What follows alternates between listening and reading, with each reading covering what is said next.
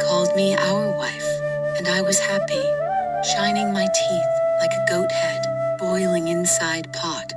But I was just fooling myself, not knowing that I was just the white girl they used as a meal ticket. I crossed oceans for love, from a faraway land, gave my heart and my inheritance to a man who painted dreams with his lips. I believed him, hoping, dreaming that we'll always be together. I had a picture of our traditional marriage in my mind, with details of how everything will go, and our white wedding. I couldn't stop thinking about it, praying and hoping that it will be perfect. I also dreamt of our living together as husband and wife, having our children, and raising them together, growing old together, happy for the rest of our lives. But, as I said, I was only dreaming, because he hid daggers behind his family name. I fed his friends, clothed his mother, covered his shame, until I found out that I had been living under the same roof with his real wife, pregnant, silent, watching me serve her husband. My name is Sophie. I'm from Europe, Denmark precisely, and this is the love story that almost killed me. I met Uche online, a Nigerian man with a deep voice that has a soothing ring to it and a broken charm that matched my grief. My father had just died, left me alone in this world, with wealth, but no one to spend it on. I felt the whole world has come to an end.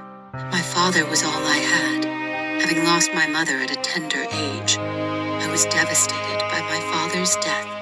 I was always alone in the house, sitting and looking into empty space. I was going through a very tough time when Uche entered my life. He made me laugh again. We spoke on phone every day. He often cracked jokes. He seems to know what I need to hear every minute. I couldn't think of anything besides Uche.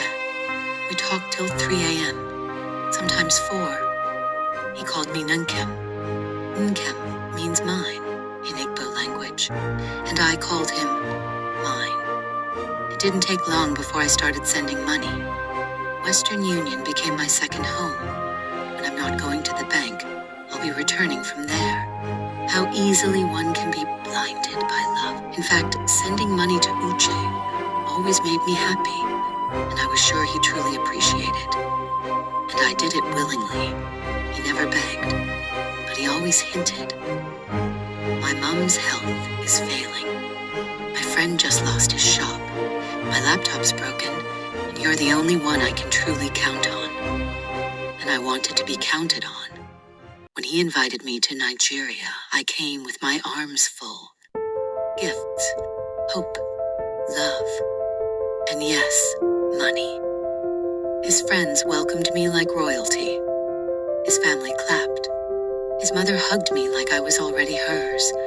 And everyone called me our wife. Uche held my hand in public, against the belief of most Nigerians about public romance. He was not shy. I thought he wanted the whole world to see that he was in love, kissing me at every opportunity.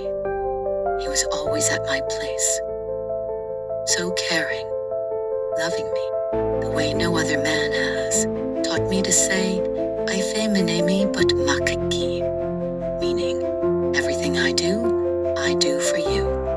And his favorite, Afurungi Nanya, meaning, I love you. We went to the beach every weekend. He surely knows how to treat a lady, though it was all my money, but he was always eager to please me. We also went to exclusive clubs and bars, and he always buy my favorite ice cream. He made me feel home one day beneath a mango tree. He knelt on bare earth and proposed. I cried. I screamed yes. Twice. We moved in together. I became his woman. It was heaven on earth.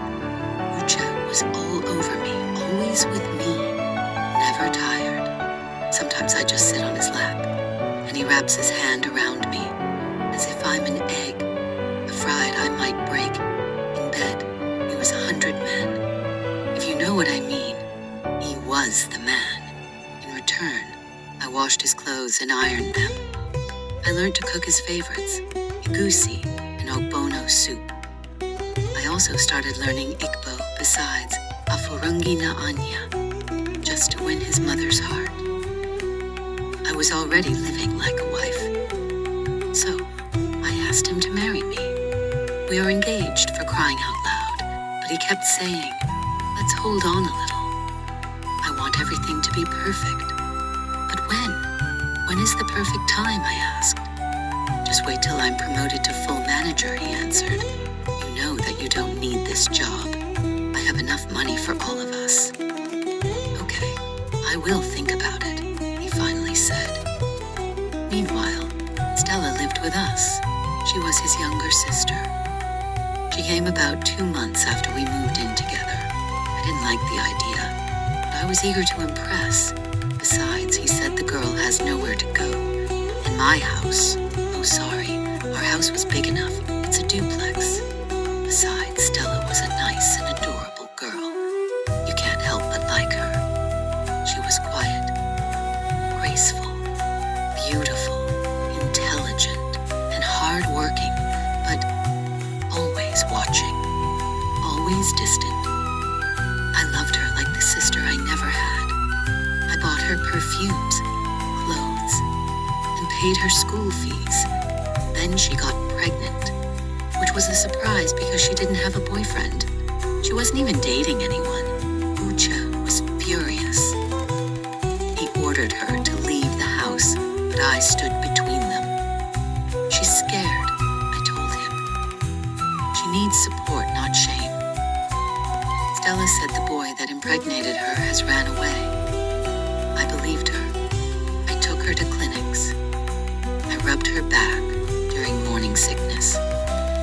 Even prayed with her, never knowing I was praying over her second child for my own fiancé.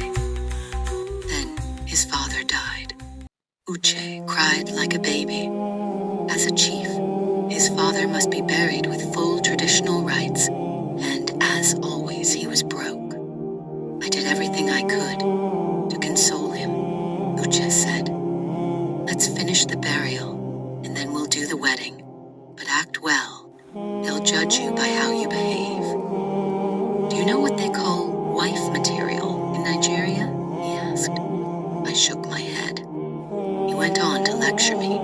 I have to be visible everywhere, participating in the cooking and other chores, making sure I use the correct greetings. There were greetings for elders, greetings for titled men, greetings for married men, greetings for women called Umu Ada. According to him, all these will play a vital role during our traditional marriage. I believed him. Again, I poured my soul into that burial, paid for the casket, rented canopies, hired caterers. I woke by 4 a.m. dressed up in native attire, which looked quite good on me, by the way. Then I get to work. Served elders. Smiled till my lips cracked. And still, they said, "She is truly wife material." I thought I was passing the test, but I didn't know that I was funding a ceremony that would bury me. I was serving drinks, sweating, laughing, exhausted, when I heard 2 elderly women whisper in Igbo behind me. "That's the white girl that sponsored everything. But is Stella not his real wife?" I froze. Thanks to months of practicing Igbo language, somehow I can put the pieces together.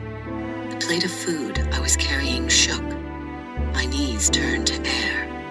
I thought I misheard, until I asked one of the older aunties I had served earlier. She looked at me, her eyes full of pity, and said quietly, "My daughter, you have done well. But Stella is the real wife. They married her last year when she was pregnant with the first baby." I confronted Uche immediately. didn't deny it. He just said, "You wouldn't have stayed if I told you we needed you." No remorse, no apology, just cold honesty. "You're white, Oyibo. You have money, Stella understands. She is my wife. But you are my client, my personal ATM, my investment." He said those words to my face with calm. And Stella, she never looked at me again. I left the village immediately.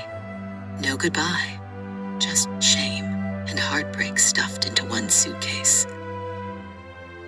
The next day at the airport, I cried, not because I lost him, but because I lost me. My fellow ladies, don't love blindly. Don't let your loneliness make you easy prey. Do you think it happens to only us, Oyibo girls? No, it happens to all of us. Test every spirit. Don't confuse sacrifice with stupidity.